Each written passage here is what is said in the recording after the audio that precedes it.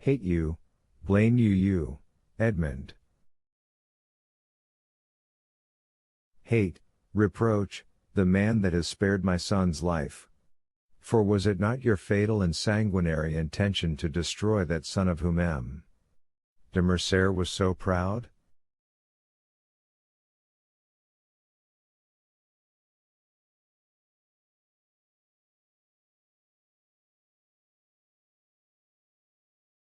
Oh, look at me closely, and discover if you can even the semblance of a reproach in me.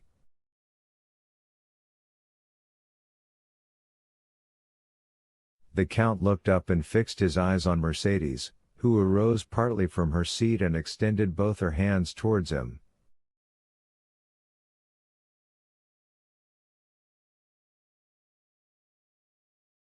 Oh, look at me, continued she, with a feeling of profound melancholy, my eyes no longer dazzle by their brilliancy, for the time has long fled since I used to smile on Edmond Dantes, who anxiously looked out for me from the window of yonder garret, then inhabited by his old father. Years of grief have created an abyss between those days and the present.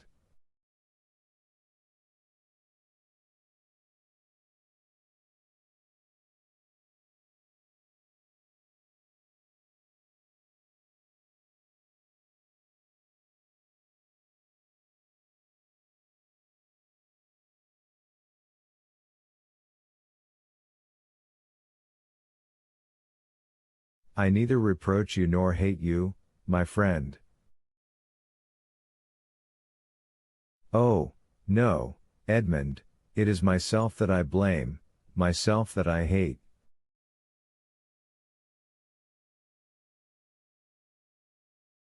Oh, miserable creature that I am! Cried she, clasping her hands, and raising her eyes to heaven.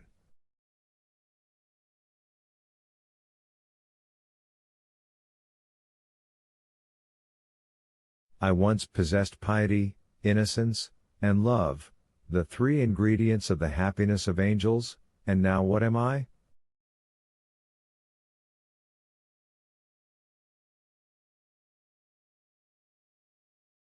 Monte Cristo approached her, and silently took her hand. No, said she, withdrawing it gently. No, my friend, touch me not.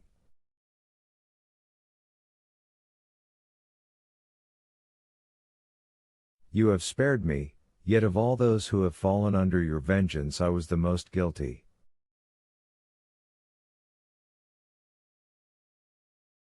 They were influenced by hatred, by avarice, and by self-love, but I was base, and for want of courage acted against my judgment.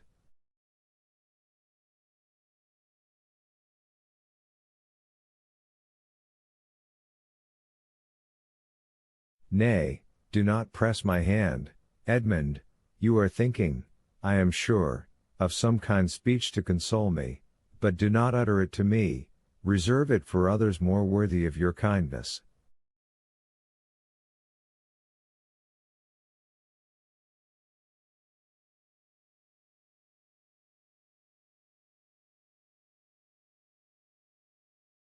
See, and she exposed her face completely to view, see, misfortune has silvered my hair, my eyes have shed so many tears that they are encircled by a rim of purple, and my brow is wrinkled.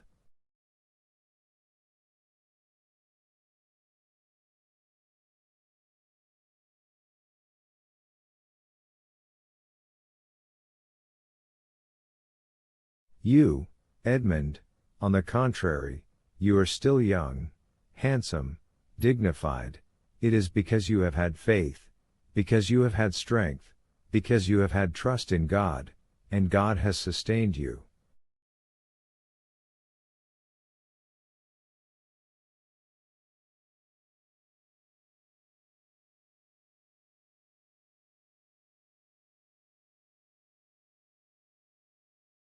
But as for me, I have been a coward, I have denied God and He has abandoned me.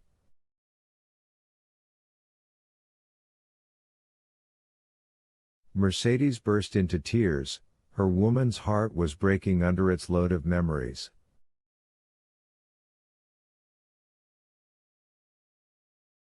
Monte Cristo took her hand and imprinted a kiss on it, but she herself felt that it was a kiss of no greater warmth than he would have bestowed on the hand of some marble statue of a saint.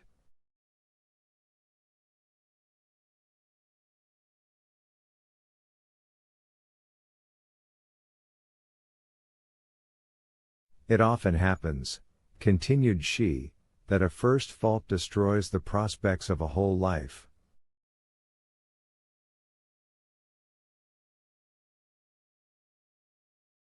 I believed you dead. Why did I survive you? What good has it done me to mourn for you eternally in the secret recesses of my heart? Only to make a woman of 39 look like a woman of 50.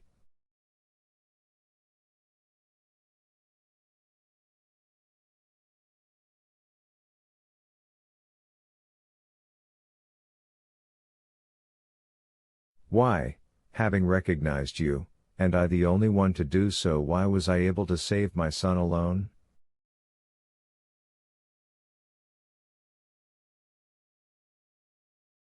Ought I not also to have rescued the man that I had accepted for a husband, guilty though he were?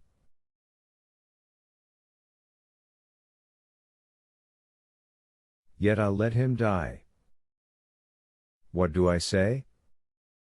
Oh, merciful heavens, was I not accessory to his death by my supine insensibility, by my contempt for him, not remembering, or not willing to remember, that it was for my sake he had become a traitor and a perjurer?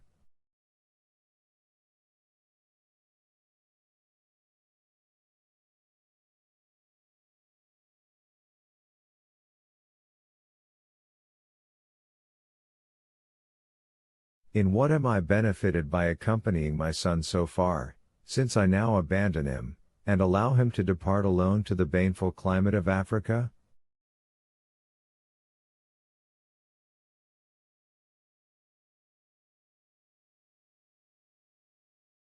Oh, I have been base, cowardly, I tell you, I have abjured my affections, and like all renegades I am of evil omen to those who surround me.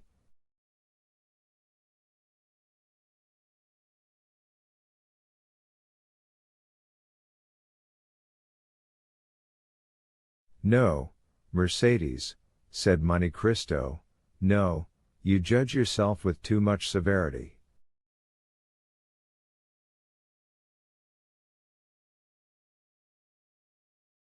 You are a noble-minded woman, and it was your grief that disarmed me. Still I was but an agent, led on by an invisible and offended deity, who chose not to withhold the fatal blow that I was destined to hurl.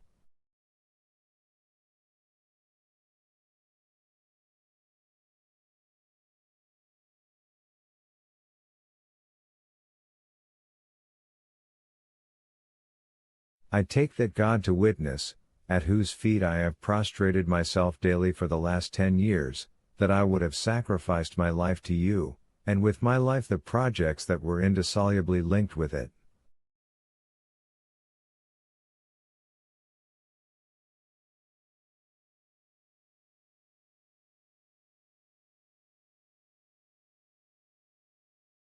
But and I say it with some pride, Mercedes, God needed me, and I lived.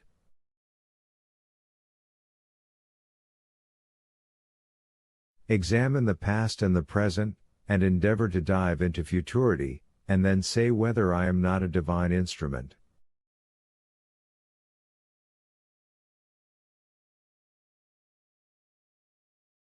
The most dreadful misfortunes, the most frightful sufferings, the abandonment of all those who loved me, the persecution of those who did not know me, formed the trials of my youth, when suddenly, from captivity, solitude, misery, I was restored to light and liberty, and became the possessor of a fortune so brilliant, so unbounded, so unheard of, that I must have been blind not to be conscious that God had endowed me with it to work out His own great designs.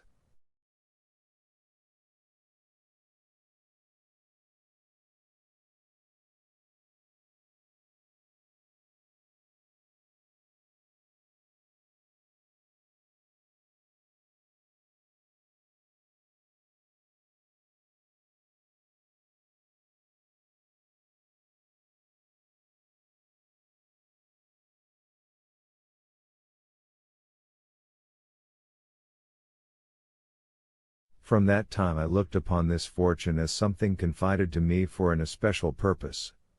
Not a thought was given to a life which you once, Mercedes, had the power to render blissful, not 1 hour of peaceful calm was mine, but I felt myself driven on like an exterminating angel.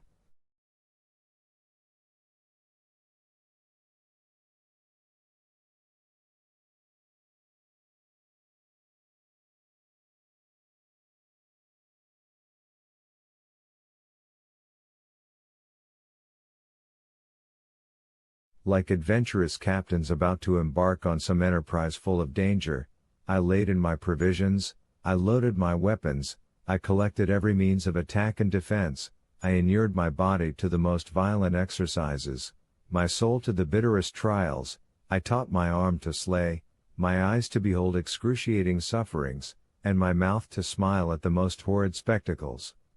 Good-natured, confiding, and forgiving as I had been, I became revengeful, cunning, and wicked, or rather, immovable as fate.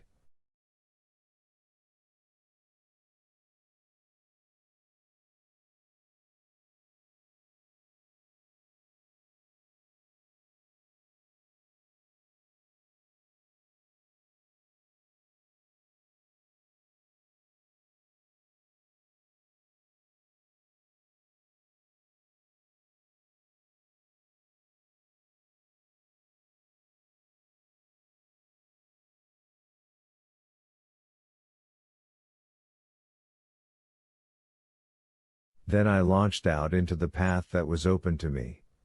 I overcame every obstacle, and reached the goal, but woe to those who stood in my pathway.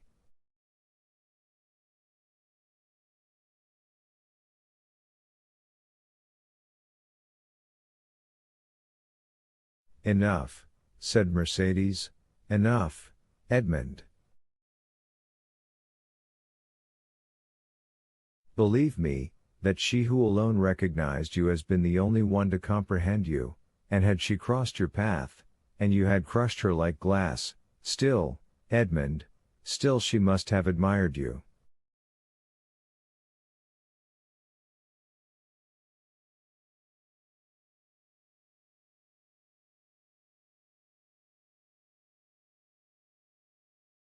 Like the gulf between me and the past, there is an abyss between you, Edmund, and the rest of mankind, and I tell you freely that the comparison I draw between you and other men will ever be one of my greatest tortures. No, there is nothing in the world to resemble you in worth and goodness.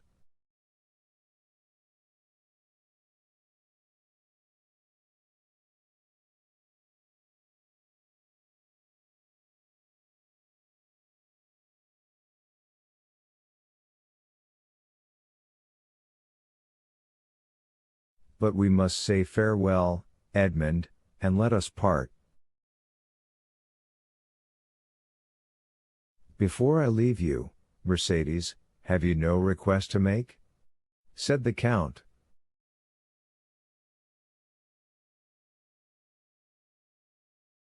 I desire but one thing in this world, Edmund, the happiness of my son.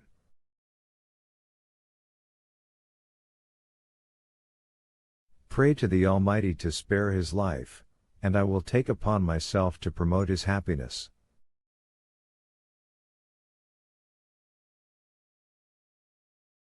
Thank you, Edmund. But have you no request to make for yourself, Mercedes? For myself I want nothing. I live, as it were, between two graves. One is that of Edmond Dantes, lost to me long, long since. He had my love.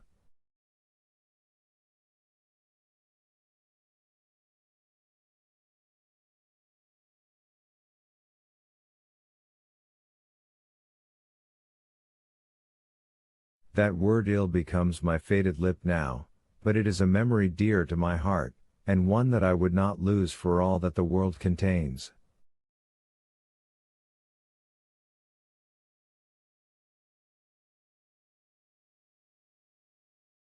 The other grave is that of the man who met his death from the hand of Edmond Dantes. I approve of the deed, but I must pray for the dead.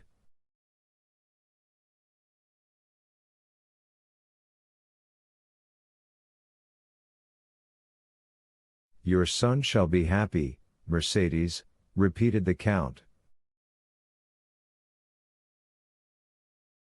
Then I shall enjoy as much happiness as this world can possibly confer. But what are your intentions? To say that I shall live here, like the Mercedes of other times, gaining my bread by labor, would not be true, nor would you believe me. I have no longer the strength to do anything but to spend my days in prayer. However, I shall have no occasion to work, for the little sum of money buried by you, and which I found in the place you mentioned, will be sufficient to maintain me.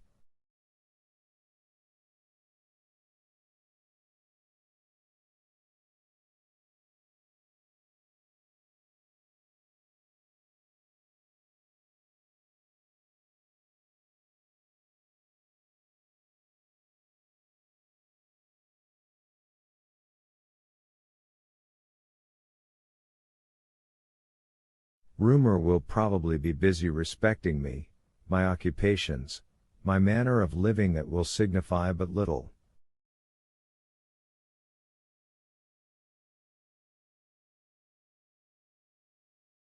Mercedes, said the Count, I do not say it to blame you, but you made an unnecessary sacrifice in relinquishing the whole of the fortune amassed by M. de Morcerf. Half of it at least by right belonged to you, in virtue of your vigilance and economy.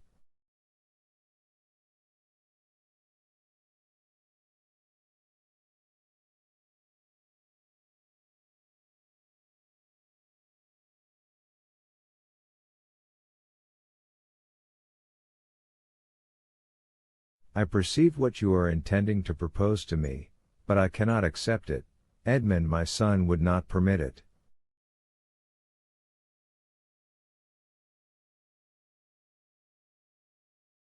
Nothing shall be done without the full approbation of Albert de Morcerf. I will make myself acquainted with his intentions and will submit to them. But if he be willing to accept my offers, will you oppose them? You well know, Edmond, that I am no longer a reasoning creature. I have no will, unless it be the will never to decide.